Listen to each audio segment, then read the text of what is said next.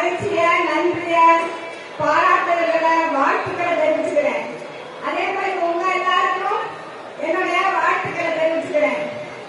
நீங்க வாசிய பத்தி கொஞ்சம் தெரிஞ்சுக்கிறதுக்கு எனக்கு ஒரு 5 நிமிஷம் நேரம் கொடுங்க, சரியா? வாசிய நீங்க எல்லாரும் கப்பலோட்டிய தமிழா, செக்குரிமை சம்மலா, தொழிற்சங்க தலைவராக பார்த்துருக்கீங்க. நான் வாசிய 3 விதமா பாக்குறேன். ஒண்ணு எப்பவும் அடுத்தவங்களோட நலனை சிந்திக்கிறதா பாக்குறேன். அடுத்து ஒரு தொழில் முனைவரா பாக்குறேன். அடுத்து அவர் சுதேசியாரா பாக்குறேன். நான் அவரு எப்பவுமே அடுத்தவங்களுக்காக வாழ்ந்தார். இப்போ ரோடு போட்டு உடனே குழியா இருக்கு, அப்புறம் ஒரு பாலை கட்டுறாங்க, திறப்புறா கொண்டு இருந்து ஏன் அப்ப அது பொறுப்புள்ளவங்க சுயநலமா இருக்கிறாங்க. ஆனா பாவம் செத்து இருக்கிறாங்க பாருங்க. அவர் ஒரு வழக்கறிஞரா இருந்தப்ப கூட அவரு ஏழைகளுக்காக இலவசமா வந்தாரு. அப்புறம் தூத்துக்குடியில ஒரு தொழிற்சாலையில அது உள்ள தொழிலாளர்கள் கஷ்டப்படுறாங்க உடனே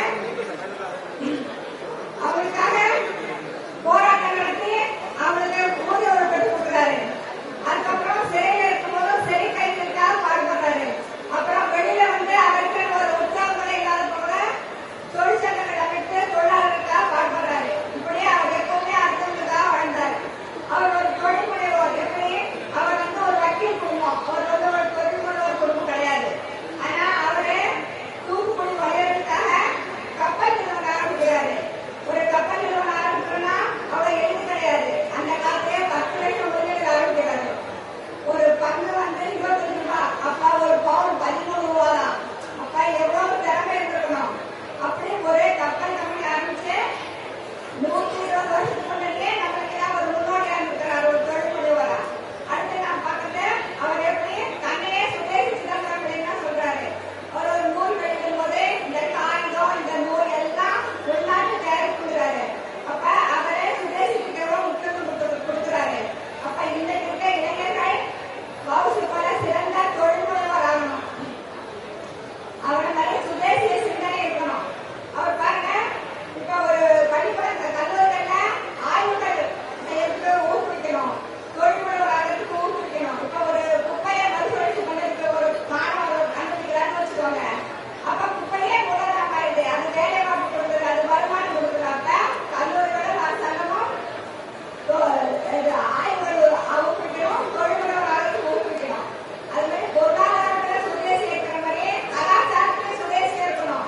குடும்பங்கிறது ஒரு முக்கியமான அமைப்பு. அதை சிதைக்கிறதுக்கு நிறைய சதி நடப்பாங்க. நம்ம குடும்பங்கிற அமைப்புக்கு ரொம்ப முக்கியத்துவம் கொடுக்கணும்.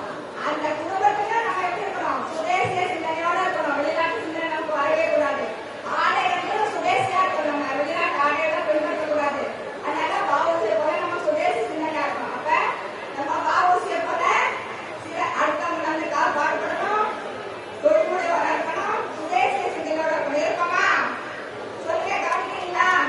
எங்க எல்லாரும் சொல்லுங்க, வந்தே மாதரம், வந்தே மாதரம், வந்தே மாதரம். ஜெய் ஹிந்த்.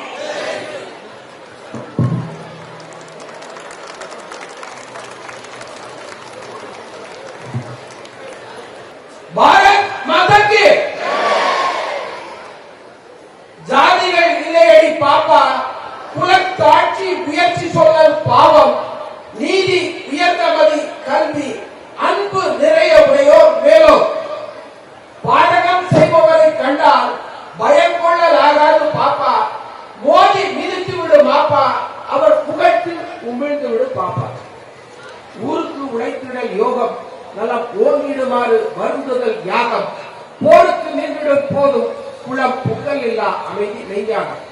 நமக்கு நல்ல வழிகாட்டிய டாக்டர் கிருஷ்ணசெட்டி, நம்ம எல்லாருக்கும் வாழ்ந்து முன்னுதாரணமாக விளங்கும் சேலம் சோஸ் மாதவன், பிராந்த சங்கச்சாலர் குமாரசாமி, ஜில்லா சங்கச்சாலர் செந்தில்ஜி, அனைவரும் இங்க இருந்து ஒரு மிகப்பெரிய நல்ல காரியம் நடக்குது. மரகதம் மீனாட்சி பேர் பாருங்க, மீனாட்சி அம்மன் அந்த மூக்குத்தி ஜொலிக்கிற மாதிரி நல்ல நல்ல விஷயங்களை உங்க எடுத்து சொல்லியிருக்காங்க. நம்ம எல்லாம் தொழில் ஆரம்பிக்கணும், சொந்த காலில் நிக்கணும், எல்லாருக்கும் வேலை கொடுக்கணும், வெற்றி பெற்றவர்களாக ஆகணும். நல்ல ஆசீர்வாதம். இப்ப உறுதிமொழி நான் என் பேர் சொல்லுவேன், நீங்க எல்லாரும் உங்க பேர் சொல்லணும். சொல்ல சொல்ல திரும்பி கம்பீரமா ஆத்மார்த்தமா முழு கவனத்தோட சொல்லணும்.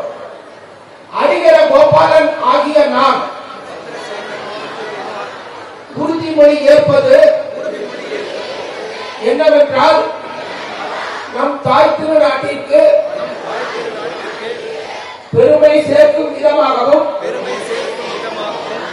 சேவை செய்யும் விதமாகவும் என் அன்றாட வாழ்வில் இந்திய தயாரிப்பு பொருட்களையே முழுமையாக பயன்படுத்துவேன். அந்நிய பொருட்களுக்கு மாற்றாக உள்ளூர் பொருட்களையே தேர்வு செய்வேன். வீடு, பணியிடம் மற்றும் பொது இடங்களில் இந்திய பொருட்களுக்கு முக்கியத்துவம் அளிப்பேன். கிராமங்கள், விவசாயிகள், உள்ளூர் கைவினை கலைஞர்கள் ஆகியோர்களை ஆதரித்து உள்ளூர் தொழில்களை முன்னேற்றுவேன். இளைய தலைமுறையிலோ நமது அன்பு குழந்தைகளும் சுதேசி பொருட்களை பயன்படுத்தும்படி நான் அவர்களை ஊக்குவிப்பேன். அடுத்த தலைமுறைக்கு சுதேசி வாழ்வியலின் முக்கியத்துவத்தை எடுத்துரைப்பேன். எனது குடும்பத்திலும் சமூகத்திலும் நமது தாய்மொழி மற்றும் இந்திய மொழிகளில் மட்டுமே பேசுவேன். பாரத்